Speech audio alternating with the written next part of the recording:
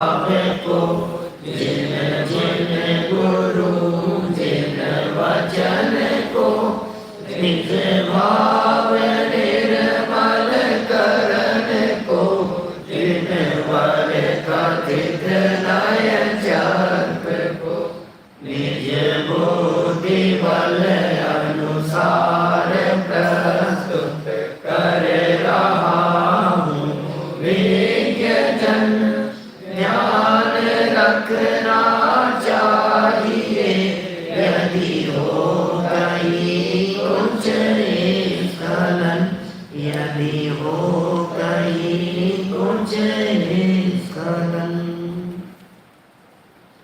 परम भाव प्रकाशक नए चक्र के आधार से कल हमने निश्चय और व्यवहार नयों के परस्पर उन संबंधों की चर्चा देखी थी जिसमें यह बतलाया था कि व्यवहार नय निश्चय का प्रतिपादन क्यों करता है और व्यवहार नय के द्वारा प्रतिपादन किए जाने पर भी निश्चय नय उसका निषेध क्यों कर देता है।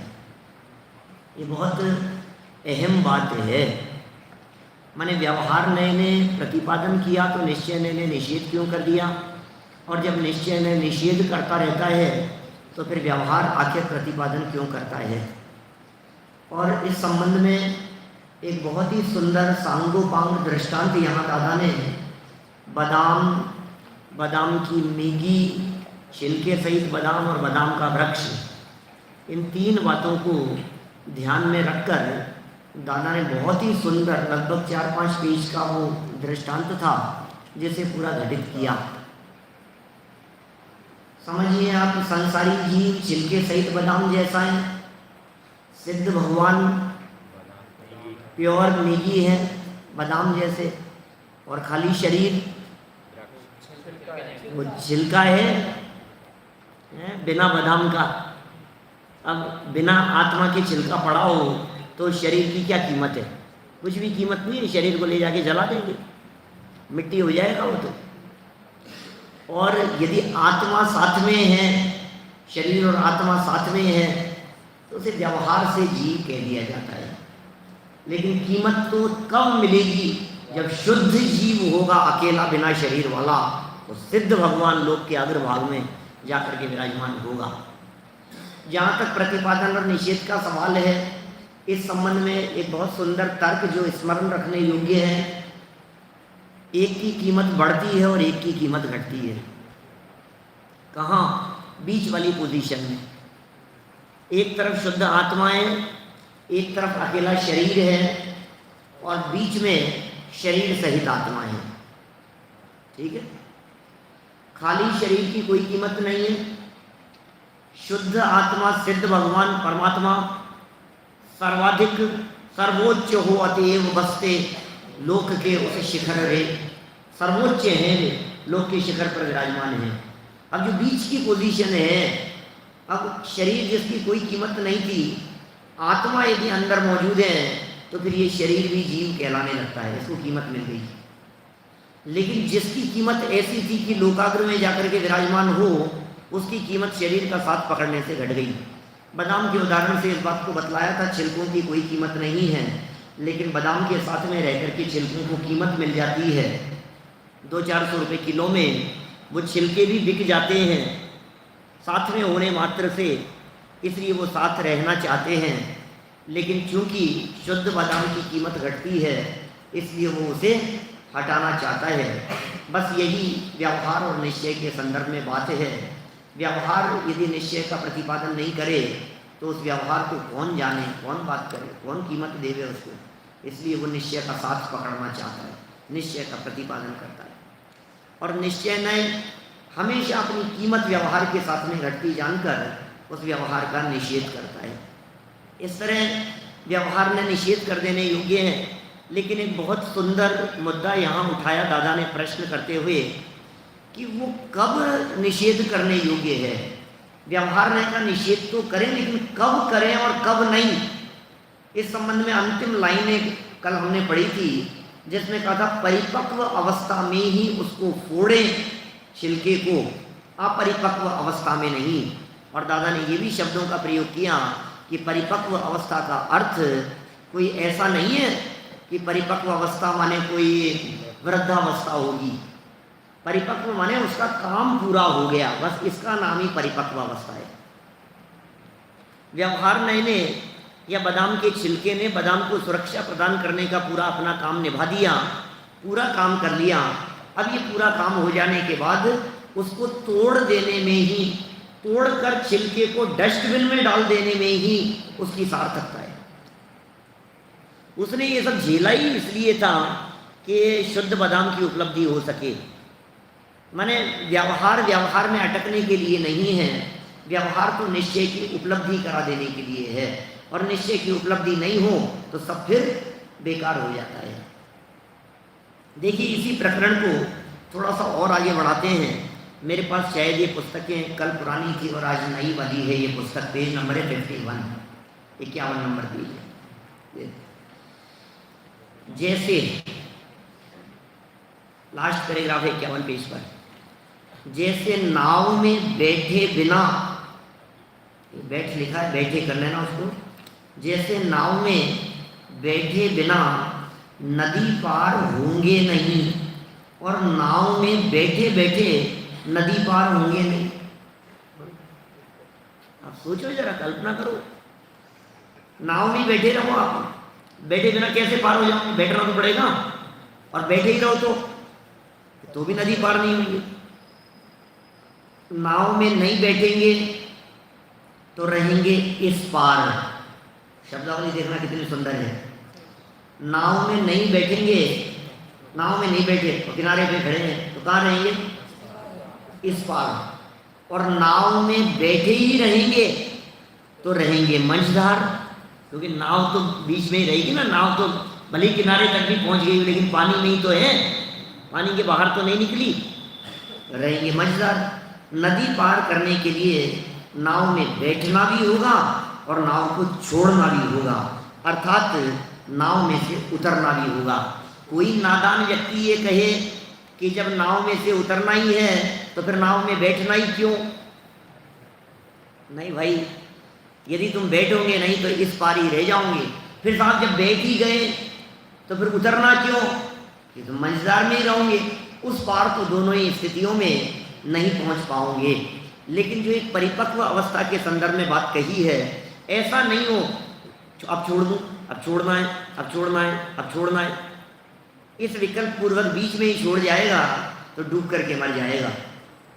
एक बच्चा पहली बार ट्रेन में सफ़र कर रहा था, 15-18 साल का होगा, 15-16 साल का बच्चा होगा।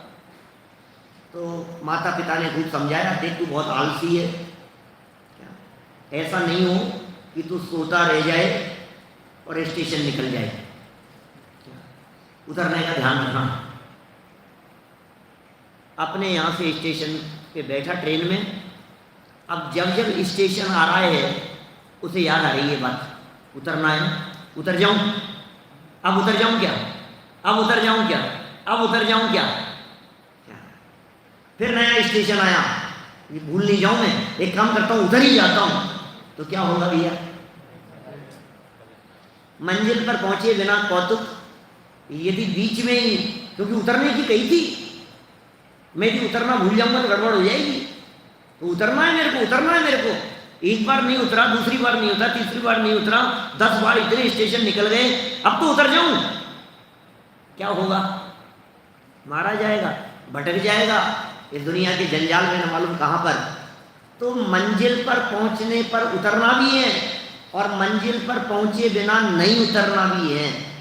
तो उतरना और नहीं उतरना, और कब उतरना और कब तक नहीं उतरना, इस बात का विचार विवेक होना बहुत जरूरी है, अन्यथा अर्थ का अनर्थ हो जाएगा। लेकिन दादा इसमें एक और बात आगे चल करके कहने वाले हैं।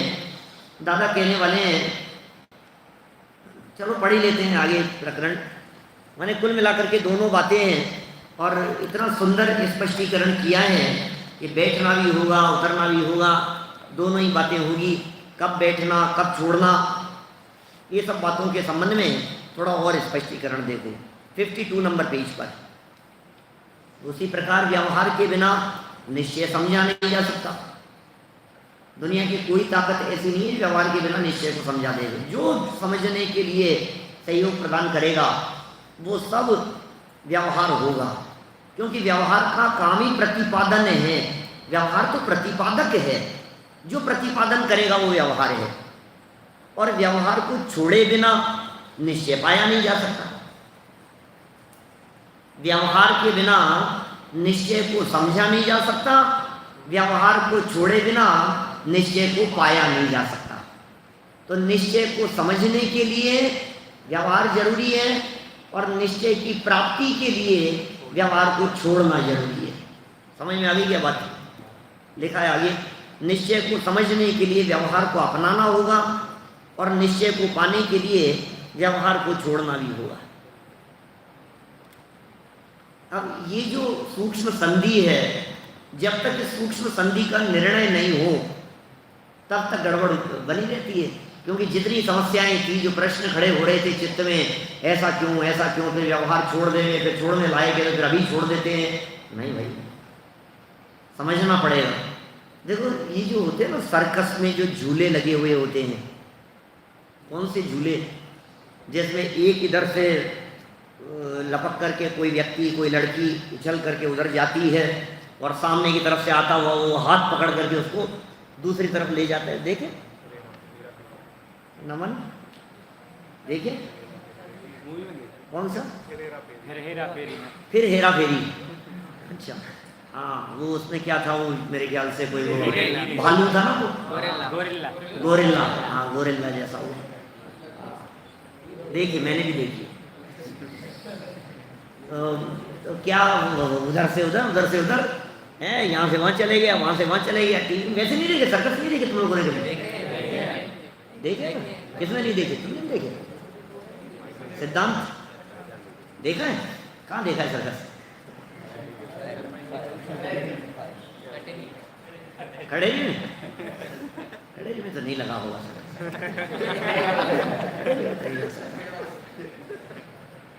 तो वो जो होता है, अब इधर से हाथ छोड़ा और उधर पकड़ा नहीं, और पहले छोड़ देंगे बीच में तो नीचे गिरेगा क्या?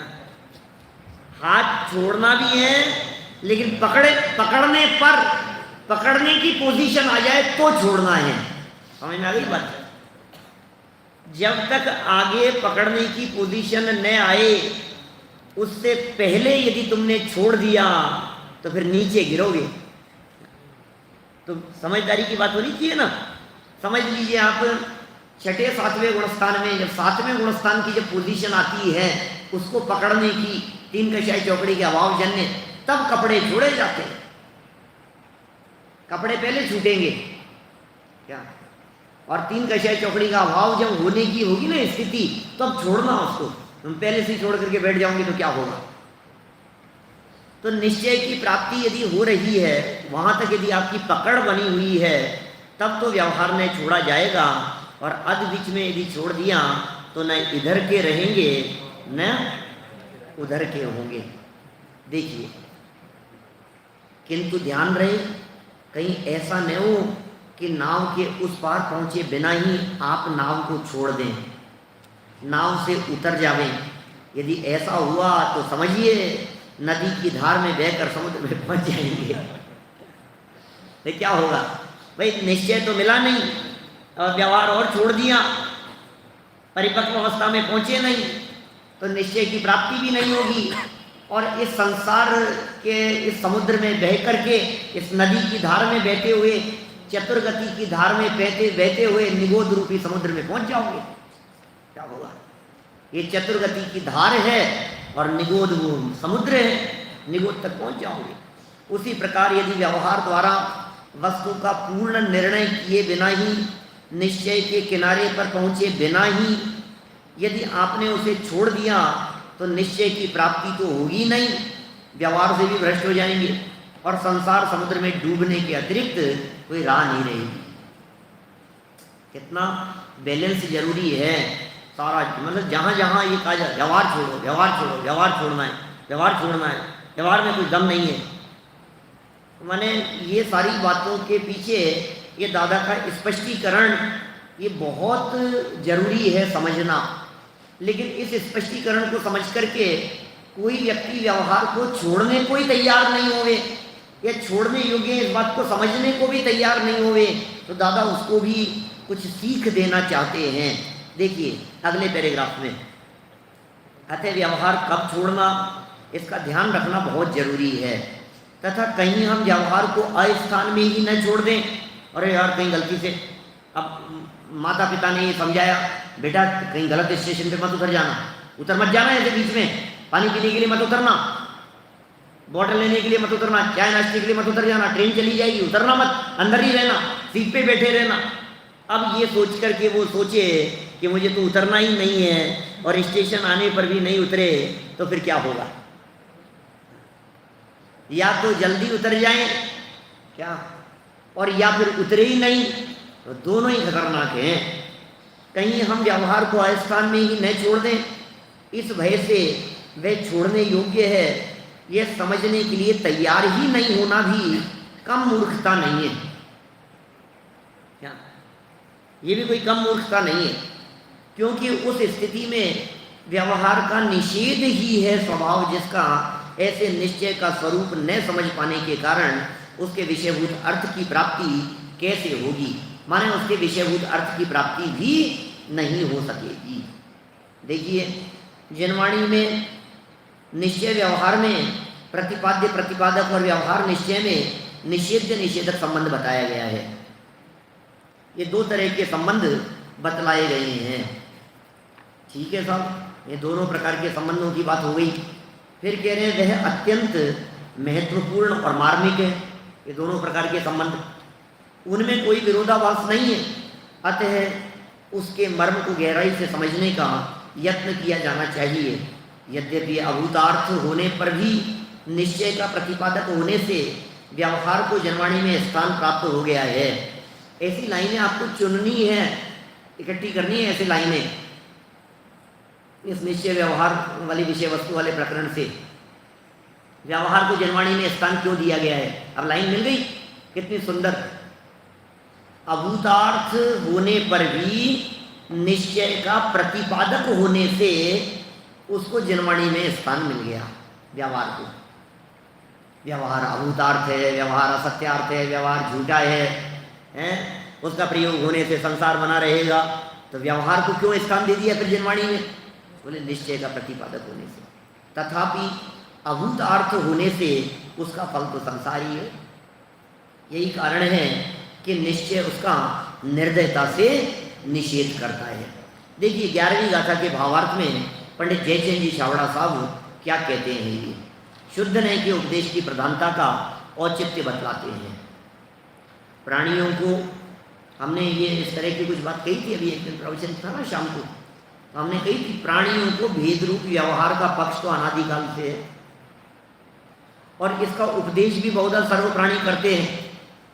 सब जगह जहाँ आपको चर्चा होगी व्यवहार का उपदेश देने वाले, मंदिर नहीं आते हो तुम, मंदिर तो आया करो, स्वाध्याय में नहीं आते हो, पूजन नहीं करते हो, दर्शन नहीं करते हो, रात को खाते हो, ये भी नहीं छोड़ते हो तुम, तो इसका उपदेश तो सब जगह मिलेगा। दुनिया में कोई भी व्यक्ति रहेगा, चोरी करते हो तुम, इतना गुस्सा करते हो तुम, गुस्सा मत करो, चोरी मत करो, झूठ मत बोलो, हिंसा मत करो, सदाचार का पालन करो। पूरे दुनिया में ये व्यवहार की चर्चाएं करने वाले तो बहुत मिलेंगे, बहुत परस्पर करते हैं सभी लोग। और जनवाणी में व्यवहार का उपदेश शुद्ध नय को हस्तावलंबन जानकर बहुत किया है, किंतु उसका फल संसारी है। अरे पुण्य करके स्वर्ग में चला जाएगा तो क्या होगा, जब संसार में सुख नहीं है तो स्वर्ग में कैसे सुख होगा। मैं बहुत सालों पहले, मैंने 1992-93 में ऐसा कहता था, जब स्वर्ग की चर्चा चलती थी ना, तो प्रवचन में मैं ये बात कहता था उस समय कि स्वर्ग में जिनको सुख लगता है, पहले एक प्रश्न का जवाब दो मुझे, संसार में सुख है या नहीं है। संसार में तो बहुत दुख है, संसार में तो दुखी है ना, यहाँ संसार में तो दुख है, तो फिर स्वर्ग संसार से बाहर होगा भाई। यदि संसार में सुख नहीं है तो फिर संसार से बाहर थोड़ी ना, स्वर्ग स्वर्ग भी तो संसार में ही है। इसका मतलब स्वर्ग में अपने आप ही दुख सिद्ध हो गया। अब ये कह रहे हैं भले ही शुद्ध नए का हस्तावलंबन जाना हो इस व्यवहार नए को, लेकिन उसके बावजूद भी उसका फल तो संसारी ही है। शुद्ध नए का पक्ष तो कभी आया नहीं और उसका उपदेश भी विरल है, वह कहीं कहीं पाया जाता है। कौन करे शुद्धात्मा की चर्चा, कौन कहे जार सिया सिद्धप्पा, ये बात कौन कहे है सिद्ध जैसे जीव क्यों भवलीन संसारी वही, ये बातें कौन कहे कि तुम सिद्ध हो, तुम परमात्मा हो, हैं कारण परमात्मा हो, बने बनाए भगवान हो, इस बात का निर्णय करो। ये बातें कभी सुनी नहीं है, ये बातें कभी आई ही नहीं है। व्यवहार में की बातें आई है, व्यवहार में की चर्चाएं हैं। जहाँ देखो व्यवहार की चर्चाएं कहने वाले करने वाले टीवी पर खूब मिल जाएंगे आपको, व्यवहार की बातें करने वाले।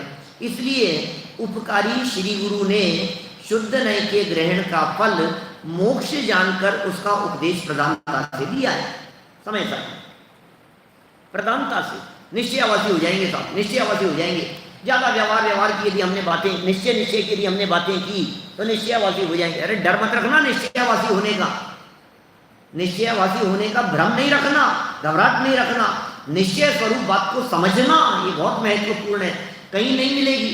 अरे ऊंचा माल ऊंची दुकानों पे मिलता है, सब जगह नहीं मिलता है। जो अच्छी क्वालिटी वाली चीज़ें होती है ना, वो आपको चौराहों पर नहीं मिलेगी कहीं भी। जो सब जगह पर मिले इसका मतलब समझ लेना ये साधारण चीज़ है, सब जगह मिलती है। तो और जो स्पेशल चीज़ होगी वो स्पेशल जगह पे मिलेगी। तो ये समय सार में ही मिलेगा ये माल, और कहीं नहीं मिलेगा। ये शुद्ध नय की चर्चाएं ये गुरुदेव के संप्रदाय में मिलेगी, इसी पक्ष में मिलेगी, इसी आमनाय में मिलेगी, इसी बाउंड्री के भीतर मिलेगी। ये माल दूसरी जगह पर नहीं मिलता है। इस माल के ग्राहक भी दूसरी जगह पर नहीं। ऊंचा माल हर किसी को पचता भी नहीं। क्या चक्रवर्ती की खीर कौन पचाए? है किसकी ताकत उसको पचाने की? तो ये ऊंची बात नहीं पचेगी ये सबको। इसको पचाने के लिए पात्रता भी चाहिए। इसलिए जयचंद जी झावड़ा साहब तो ये कह रहे हैं भैया शुद्ध नय भूतार्थ है, सत्यार्थ है। इसका आश्रय लेने से सम्यक दृष्टि हो सकता है। इसे जाने बिना जब तक व्यवहार में मग्न है तब तक आत्मा का ज्ञान श्रद्धान रूप निश्चय सम्यक नहीं हो सकता। आत्मा का ज्ञान नहीं हो सकता, श्रद्धान नहीं हो सकता, सम्यक नहीं हो सकता। ऐसा आशय समझना चाहिए।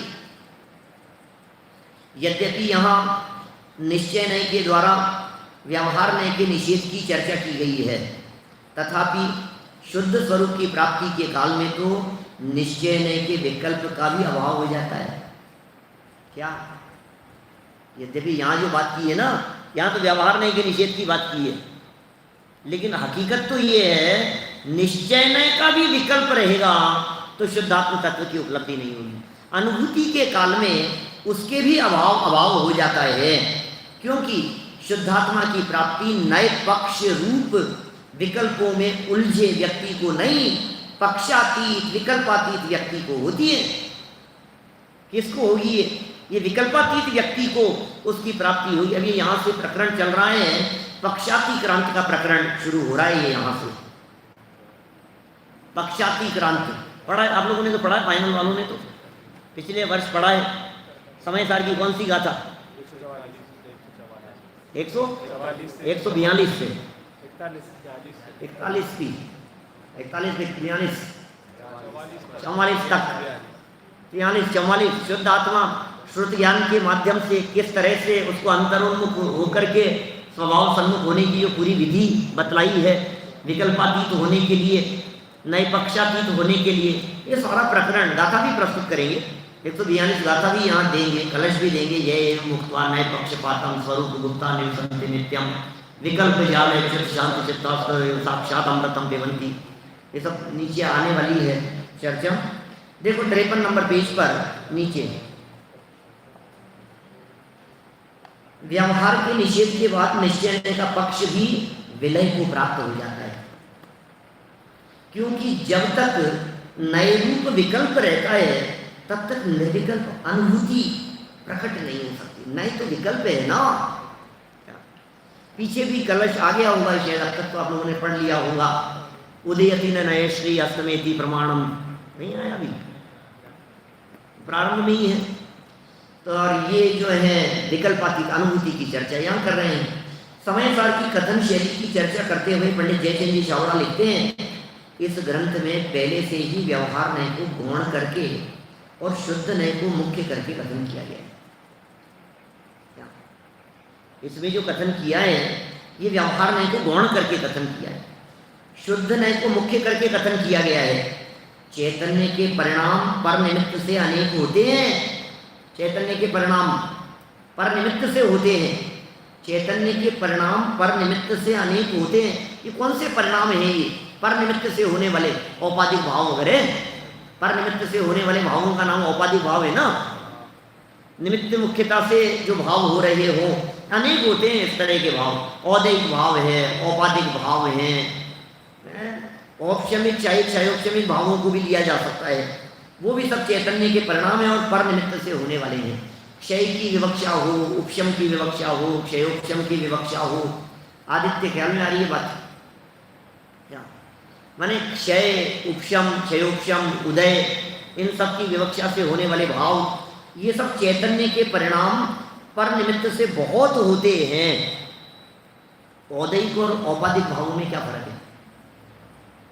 औदैहिक भाव और औपाधिक भाव में क्या फर्क है? औपाधिक भाव में शरीर वगैरह भी है। बढ़िया, ये सारे मिला करके औपाधिक। बढ़िया, चलो आप लोग अच्छे से पढ़ते हैं सब बातें, आप लोगों से जवाब सुनता हूँ तो मुझे अच्छा लगता है। मैंने ये छोटी छोटी सी बातें होती है, पता नहीं होती लोगों को, लेकिन आप लोग इन बातों को बारीकी से समझते हैं। नहीं तो औदैहिक भाव ही औपाधिक है, औपाधिक भावों को औदैहिक भाव ऐसा ऐसा समझते हैं लोग साधारण रीति से, लेकिन फर्क है उनमें। और उपाधि है, कर्म के क्षय की उपाधि है क्षयिक भाव में भी, इसलिए क्षयिक भाव भी औपाधिक भाव है। लेकिन औदैहिक भाव में तो सिर्फ उदय है, उदय की प्रधानता है। जहां भी परकृत उपाधि होगी वे सब औपाधिक भाव होंगे। तो ये पर निमित्त से होने वाले सर्व औपाधिक भावों को वो बहुत प्रकार के होते हैं, उनमें एक रूपता नहीं होती। उन सबको आचार्य देव पहले से ही गौण करते आए हैं और उन्होंने जीव को शुद्ध चैतन्य मात्र कहा है। इस प्रकार जीव पदार्थ को शुद्ध, नित्य, अभेद, चैतन्य मात्र स्थापित करके अब कहते हैं कि जो इस शुद्ध नय का भी पक्षपात करेगा वह भी उस शुद्ध स्वरूप के स्वाद को प्राप्त नहीं करेगा। शुद्ध नय का भी यदि तुम्हें पक्षपात होगा, शुद्ध नय की भी यदि अपेक्षा होगी, शुद्ध नय का भी यदि विकल्प बना रहेगा, शुद्ध नय के भी यदि तुम चिपके रहोगे, तो फिर निश्चित ही तुम्हारे को उस शुद्ध स्वरूप का स्वाद नहीं आएगा, आनंद की अनुभूति नहीं हो पाएगी। माने आनंद की अनुभूति के लिए आपको विकल्प भी तोड़ना पड़ेगा। माने ऐसा समझ लीजिए, हलवा खाते समय, बादाम का हलवा खाते समय, खीर खाते समय, यदि आपके दिमाग में वो बादाम कितने रुपए किलो थे, यदि ये आ जाएगा तो तुम्हें हलवे का स्वाद नहीं आएगा। बाजार से कोई चीज़ खरीद करके लेकर के आए और आपको लग रहा है बहुत महंगा ले लिया, बहुत महंगा ले लिया। अब उसको पहनते समय भी यदि आपको उसके महंगेपन का विकल्प आ रहा है, उसकी कीमत का विकल्प आ रहा है, तो फिर आपको मजा नहीं आएगा। उत्सव नहीं मना सकते फिर तुम क्या? माने वो मजा कब आएगा? विकल्प तोड़ दो, कोई बात नहीं, जरे जो है जो उसका आनंद लो। माने विषयों का आनंद भी अत्यंत विकल्पात्मक दशा में नहीं हुआ आता है, तो फिर अतीन्द्रिय आनंद विकल्पात्मक दशा में कैसे आएगा? किसी भी विषय का आनंद नहीं ले सकते हो आप।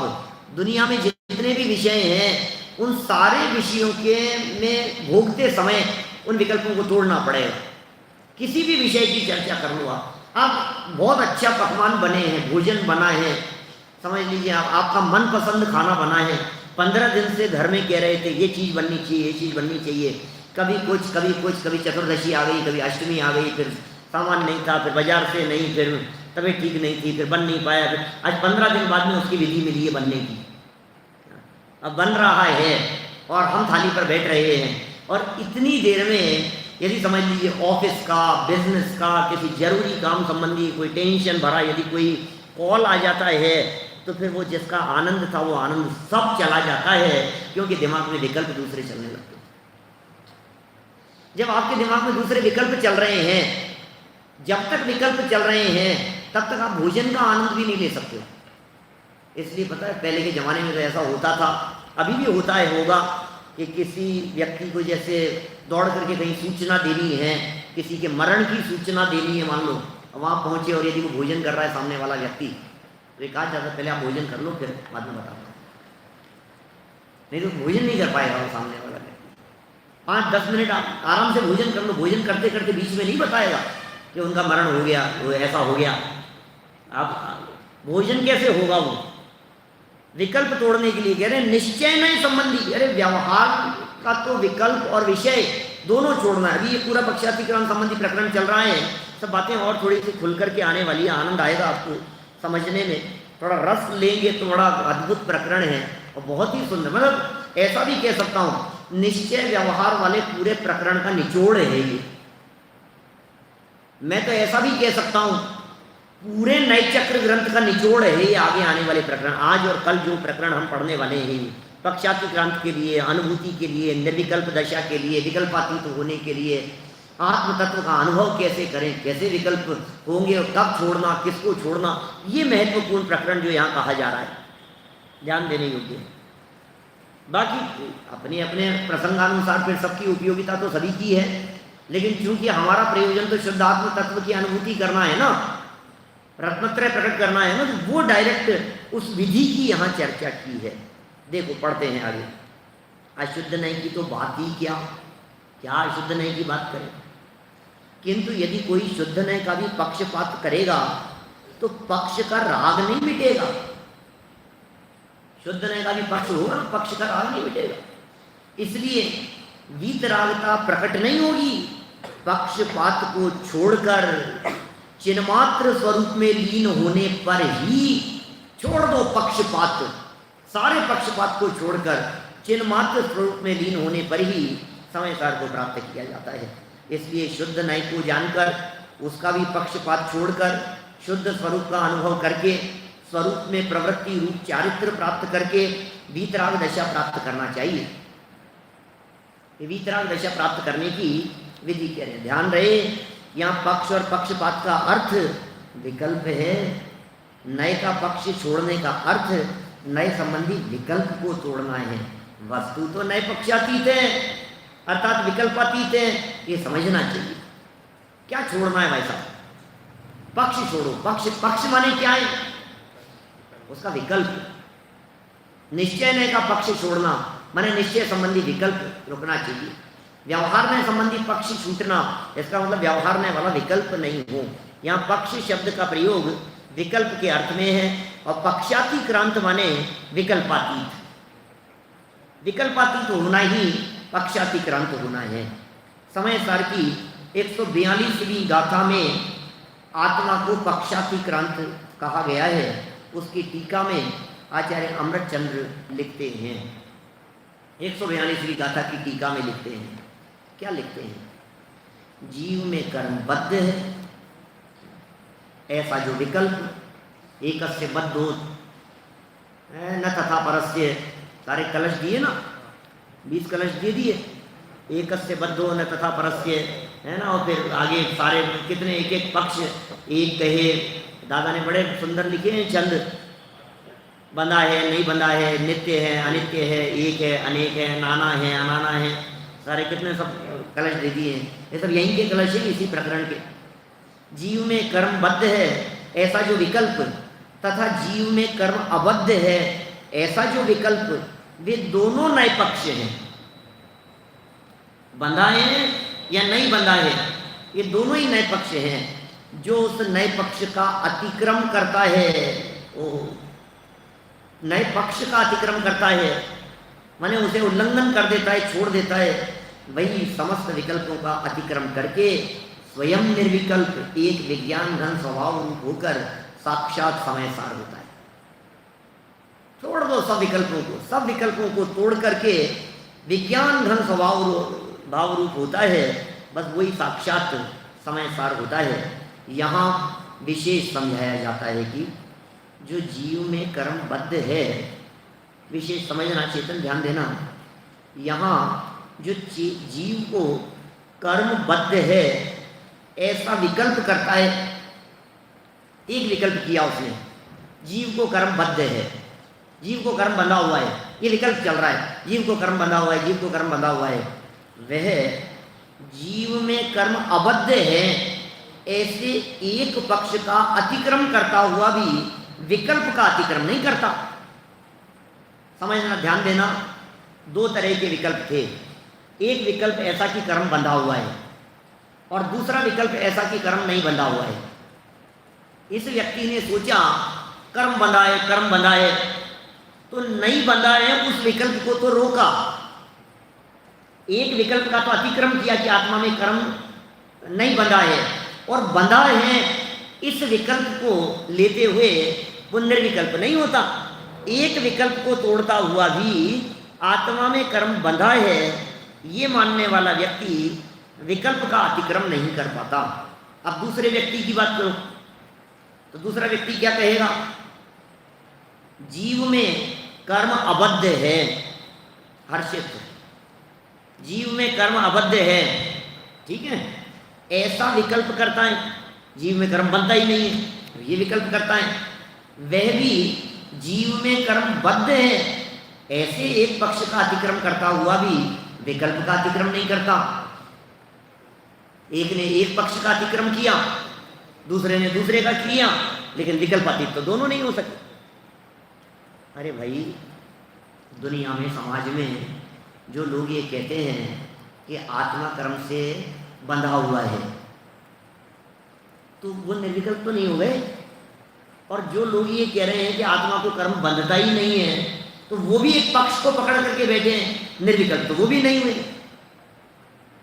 दोनों ही विकल्प दशा में हैं। और देखो, तीसरी बात कहते हैं, जो यह विकल्प करता है कि जीव में कर्म बद्ध है और अबद्ध भी है, दोनों ही बातें कह रहा है, वह दोनों पक्षों का अतिक्रम नहीं करता हुआ विकल्प का अतिक्रम नहीं करता। इसलिए जो समस्त नए पक्ष का अतिक्रम करता है वही समस्त विकल्प का अतिक्रम करता है। जो समस्त विकल्प का अतिक्रम करता है वही समय सार को प्राप्त करता है, उसका अनुभव करता है। भावार्थ देखिए, इसी बात को कह रहे हैं, जीव कर्म से बंधा हुआ है तथा नहीं बंधा हुआ है, ये दोनों नए पक्ष हैं। दो तरह की बातें हो गई, आत्मा कर्म से बंधा है या आत्मा कर्म से नहीं बंधा है, ये दो तरह की बातें हैं। और ये दोनों ही पक्ष हैं, किसी को व्यवहार का पक्ष है तो किसी को निश्चय का पक्ष है। कोई किस विकल्प में उलझाए तो कोई किस विकल्प में उलझाए। देखो, अशुभ और शुभ दोनों ही प्रकार के विकल्पों में, भले ही अशुभ की दृष्टि से शुभ को भला कहा जाए, लेकिन जो लोग व्यापार धंधे में लगे हुए हैं वो लोग अशुभ विकल्पों में उलझे, और जो लोग वहाँ से बचकर मंदिर निर्माण, तीर्थ क्षेत्र उद्धार, इन सब प्रवृत्तियों में लगे हुए हैं, तो उन्होंने दूसरा बिजनेस अपना लिया। भाई, आपको वो विकल्प तो नहीं है, लेकिन ये विकल्प तो है ना कि जल्दी तैयार हो, इसका निर्माण हो, ये बने, ऐसी योजना बने, इसका पंचकल्याणक हो, इसका ऐसा हो। तो विकल्प तो दोनों ही तरह के हैं। संसार से मुक्ति तो दोनों ही प्रकार के विकल्पों में नहीं है। आत्म स्वभाव में स्थिरता है, निर्विकल्प दशा तो दोनों ही दशा नहीं है। उनमें से किसी ने बंध पक्ष ग्रहण किया, उसने विकल्प ही ग्रहण किया, किसी ने अबंध पक्ष लिया तो उसने भी विकल्प ही ग्रहण किया, और किसी ने दोनों पक्ष लिए तो उनने भी पक्ष रूप विकल्प का ही ग्रहण किया। कहीं भी हो, विकल्प तो आपके चल ही रहे हैं, परंतु ऐसे विकल्पों को छोड़कर जो कोई भी पक्ष को ग्रहण नहीं करता, ये महत्वपूर्ण बात है। विकल्पों को छोड़कर जो कोई भी पक्ष को ग्रहण नहीं करता, वही शुद्ध पदार्थ का स्वरूप जानकर उस रूप समय सार को, शुद्धात्मा को प्राप्त करता है, वही प्राप्त कर पाएगा। नए पक्ष को ग्रहण करना राग है, इसलिए समस्त नए पक्ष को छोड़ने से वीतराग समय सार हुआ जाता है। क्या? समस्त नए पक्ष को छोड़ने से वीतराग समय सार हुआ जाता है। इसके तत्काल बाद 142वीं गाथा के बाद 69 में कलश में वे कहते हैं, बोलिए कलश, मुक्त्वा नैपक्षपातं स्वरूप गुप्ता निवसन्ति नित्यं विकल्प जाल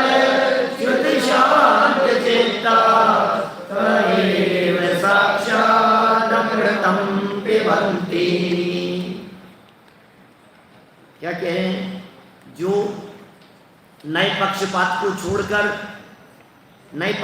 छोड़कर सदा स्वरूप में गुप्त होकर निवास करते हैं, कोई पक्षपात नहीं है, कोई नए का विकल्प नहीं है, अपने स्वरूप में निवास करते हैं।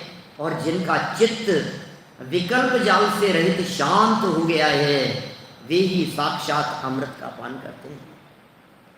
जिनका चित्त शांत हो गया है, जिनका चित्त विकल्पों से ऊपर उठ गया है, वे ही साक्षात अमृत का पान करते हैं। भावार्थ, जब तक कुछ भी पक्षपात रहता है, कोई भी पक्षपात रहेगा, कोई भी पक्ष हो, कोई भी विकल्प बना रहेगा, तब तक चित्त का क्षोभ नहीं मिटता। जब नयों का सब पक्षपात दूर हो जाता है, तब वीतराग दशा होकर स्वरूप की श्रद्धा निर्विकल्प होती है, स्वरूप में प्रवृत्ति होती है और अतीन्द्रिय सुख का अनुभव होता है। अतीन्द्रिय सुख, अतीन्द्रिय आनंद, अतीन्द्रिय सुख, उसकी जागृति कब होती है? जब निर्विकल्प होता है तब होगा। स्वरूप की श्रद्धा निर्विकल्प हो तो काम चले, वीतराग दशा हो, सारे नयों के पक्ष टूट जाए, अतीन्द्रिय आनंद, क्या कहेंगे ऊपर, साक्षात अमृत का पान करता है, ऐसा लिखा है। देखिए आगे नए चक्र में कहा है कि नयों का प्रयोग विकल्पात्मक भूमिका में तत्वों का निर्णय करने के लिए ही होता है, ऐसा लिखा है। नयों का प्रयोग क्यों होता है? विकल्पात्मक भूमिका में होता है, तत्वों का निर्णय करने के लिए होता है। नयों का प्रयोग आत्म आराधना के समय नहीं, आराधना के काल में नए की जरूरत नहीं है। अनुभव के काल में तो नए संबंधी सर्व विकल्प विलय को प्राप्त हो जाते हैं। क्या जब अनुभव का काल होता है तो उस अनुभव के काल में तो जितने भी विकल्प होते हैं वे सारे विकल्प विलय को प्राप्त हो जाते हैं। और बड़ी सुंदर गाथा यहाँ प्रस्तुत की है, द्रव्य स्वभाव प्रकाशन नए चक्र की 268 नंबर की ये गाथा है। चलिए पढ़ते हैं गाथा। तज्जाने सणकाले समयं बुद्धे ज्योतिमकेण रोवाराण समये पच्चको अनुभवो ब्रह्मा। क्या कह रहे हैं? तत्वान्वेषण के काल में, तत्व के शोध के काल में, खोज के काल में, तत्व को पहचानने के लिए, तत्व का निर्णय करने के लिए, तत्व को समझने के लिए, आत्मा कैसा है, मूर्तिक है या अमूर्तिक है, असंख्यात प्रदेशी है या नहीं है, अनंत गुणों वाला है, जाननहार है या नहीं जानने वाला है, जाननहार है तो कैसा है, उसके मूर्तिकपन का क्या स्वरूप है, अमूर्तिक किस अपेक्षा से कहा गया है, रागादि वाला है कि रागादि के बिना है, ध्रुव है, उत्पाद व द्रव्य वाला है। ये शक्तियाँ हैं वस्तु में, आत्मा में। ये कह रहे हैं अन्वेषण के काल में, जब हमें उसको समझना है, उसके काल में, माने तत्वान्वेषण काल को अभी आप अपने लौकिक उदाहरणों की दृष्टि से बात करो, वस्तु को खरीदने के काल में, अरियंत, वस्तु को खरीदने के काल में जब आप दुकान पर खड़े हुए हो तो 10 बार देखना, अच्छे से पहन करके देखना, ट्रायल करके देखना, शर्ट यदि खरीद रहे हो तो, पैंट यदि खरीद रहे हो तो पहन करके देखना, उसकी फिटिंग देखना, उसका कलर देखना, डिजाइन देखना, साइज देखना, रेट देखना, हर चीज़ के संबंध में विकल्प, उसके अन्वेषण है। अभी तो हम देख रहे हैं, निर्णय करना है अभी हमारे को कौन सा लेना है और कौन सा नहीं लेना है। लेकिन फिर उसके बाद जब उसे लेकर के आ गए, जब खरीद लिया, जब पहनना चालू कर दिया, जब उसके टैग वगैरह हटा दिए, सब कुछ हो गया और कई दिन हो गए और धुल भी गया, और अब आप विकल्प करो, बोले मूर्ख है, अब आप विकल्प करने से क्या होगा, कुछ नहीं हो सकता है। अब काम खांगे विकल्प है, जितने करने हो वो अन्वेषण के काल में कर लिया जाए। ये बात कह रहे हैं, तत्वान्वेषण काल में ही आत्मा युक्ति मार्ग से, युक्ति प्रमाणमयात्मक को, नए प्रमाणात्मक को, प्रमाण नए अधिगम है, अधिगम भी है और युक्ति प्रमाणमयात्मक भी होती है, तो युक्ति मार्ग से, और कह दिया आगे, अर्थात निश्चय व्यवहार नयों द्वारा जाना जाता है। कौन? आत्मा, आत्मा जाना जाता है, युक्ति मार्ग से जाना जाता है, अन्वेषण के काल में जाना जाता है, निश्चय व्यवहार नयों के माध्यम से जाना जाता है। परंतु आत्मा की आराधना के समय वे विकल्प नहीं होते। बस जब आत्मा की अनुभूति का काल आ गया, जब आराधना का समय आ गया, फिर वे नहीं होते, क्योंकि उस समय तो आत्मा स्वयं प्रत्यक्ष ही है। आत्मा प्रत्यक्ष ही है। यहां यह बात बहुत सावधानी से समझने योग्य है कि यहां निश्चय ने का पक्ष छुड़ाया है, विकल्प छुड़ाया है। निश्चय ने का विषयभूत अर्थ नहीं, व्यवहार ने का मात्र पक्ष ही नहीं, उसका विषयभूत अर्थ भी छोड़ने योग्य है। पर निश्चय ने का मात्र पक्ष या विकल्प छोड़ना है, उसके विषयभूत अर्थ को तो ग्रहण करना है।